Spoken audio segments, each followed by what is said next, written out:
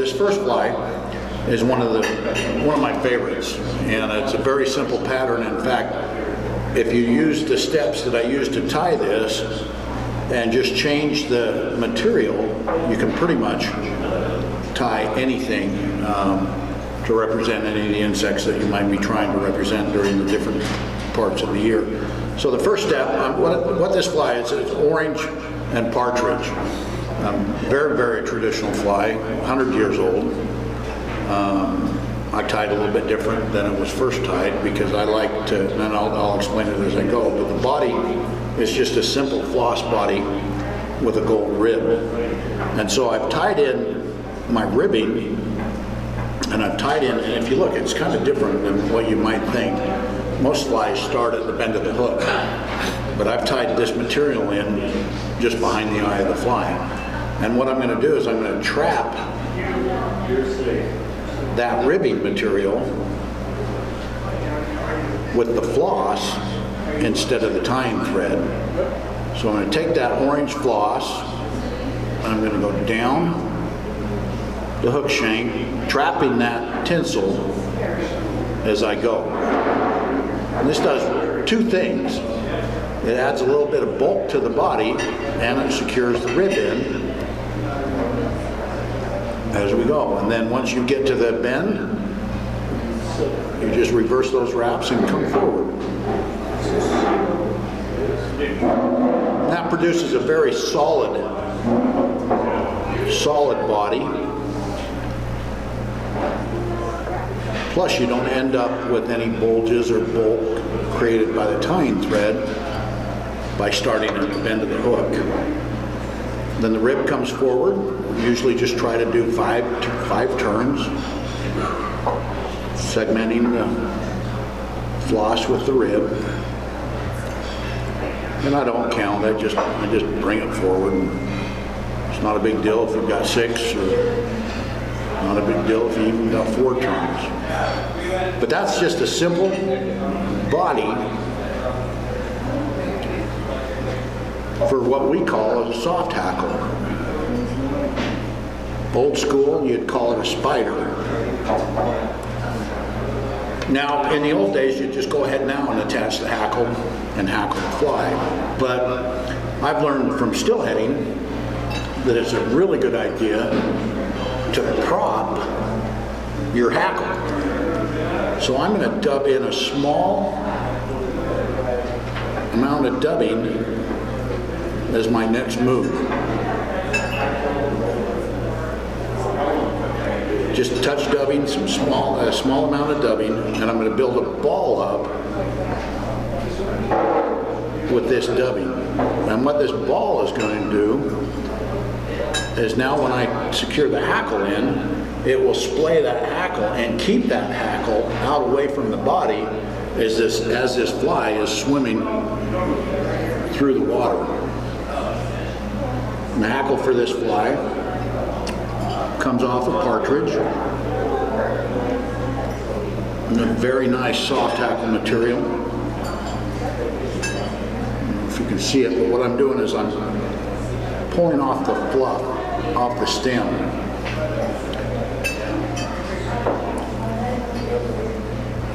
So I pulled the fluff off, and then I'm going to pull back.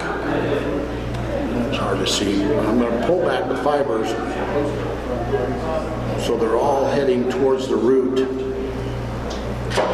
of this feather. And then I'm going to clip a small V and secure that notch that I just created onto the shank of the hook. Now, more than likely I'm going to pull this feather out because I'm demonstrating here, but you want to try to get that tied in as firmly as possible so you don't. And if I can pull this off without embarrassing myself, we'll get this thing hackled. So now I'm going to fold all the fibers on both sides of this stem of this feather so they're all pointing backwards. And then I'm just going to wrap it as a collar in front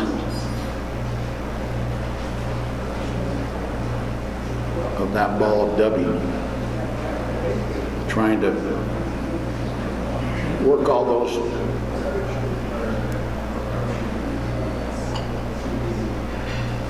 barbs off that stem so that they're facing backwards. Then I catch the stem.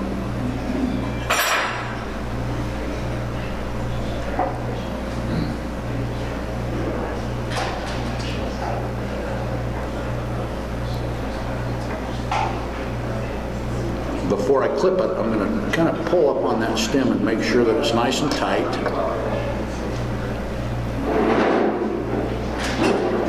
Flip the stem off, fold any flyers back.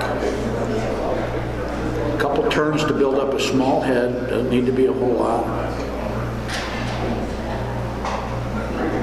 And a whip finish, and you've got an awesome soft hackle that works very well on the Provo River midsummer. Not the Mother's Day caddis hatch, but midsummer when some of those bigger caddis start coming on. Okay. Just add a white piece of paper or something.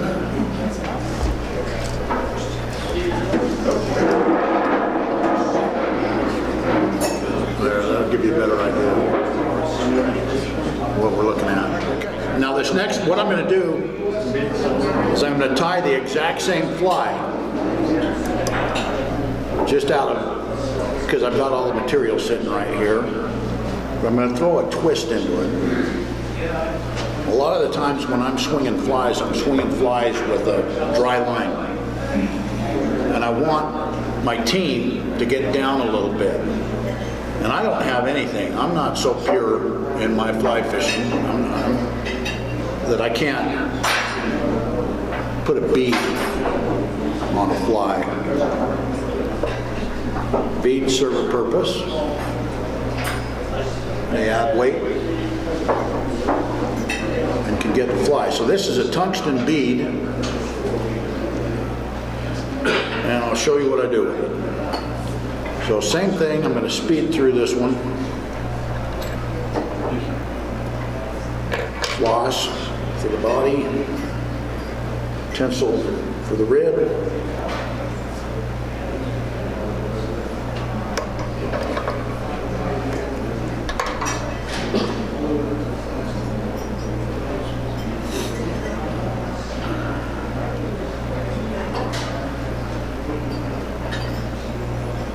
I could change it up and do green, but we're demo and tying here. We're not.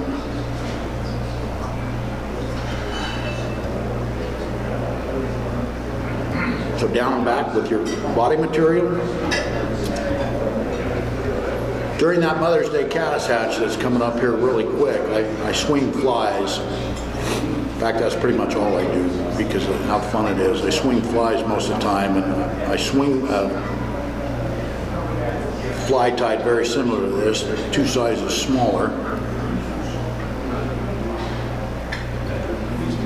in chartreuse,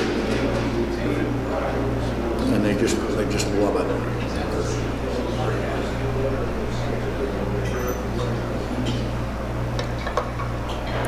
We got our body.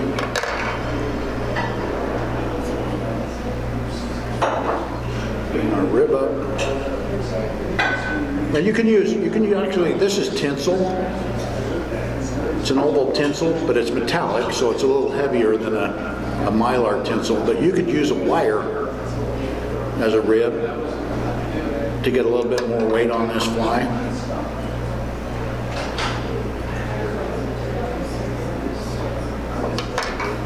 And then, so now I've got my body.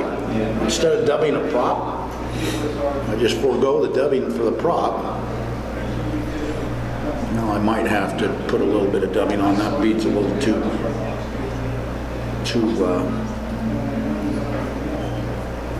thick, or the inside diameter of that is just a little too much. So to get that from sliding too far back. Is your dubbing hairs there? Yeah, it can be anything. just a kind of contrasting color. I mean, I don't get into the point where I'm trying to mimic anything, a nymph or any of that kind of stuff, so, but it does look good. I mean, it kind of looks like a thorax. So now I've got that bead, and I'll just go ahead and wrap a hackle in front of that bead, and that bead now becomes my prop. And I am a little bit snooty when it comes to flies. I like a fly that's tied and presented well, and to hide that bead a little bit. Not that I have anything against beaded head flies, but to hide that bead a little bit makes me... Bend those glasses any way you want to if they're bothering you. Bend them wherever you want them. Oh, I do. To hide that bead a little bit brings me a little bit of joy. Not that it's necessary, but this bead right here will actually prop my hackle better than the dubbing ball. The ball of dubbing. The same technique with the hackle, pulling the fibers back as I make my turns.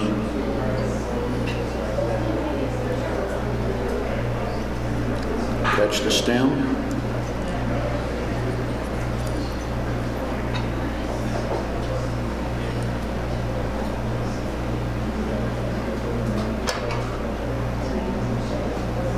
Now I got a little flyer there that I need to get rid of. And with that tool, you got to be very careful. And whip finish, and we've got another soft tackle. I mean, if you wanted to, these soft tackles, you can burn through them really quick. Doesn't take much to put a box together with soft tackles. And what I should have brought my box, dang it, but what I end up doing with it is I'll have yellow and orange and green and all kinds of different colored soft tackles, and pretty much be able to go anywhere and swing flies and catch fish. All right, so that's the basic spider, basic soft tackle. You can tie these, and if I have time, I'll tie a couple different ones, but you can tie hare's ears, you can tie Marsh Browns, you can tie just about anything into a soft tackle spider type of fly.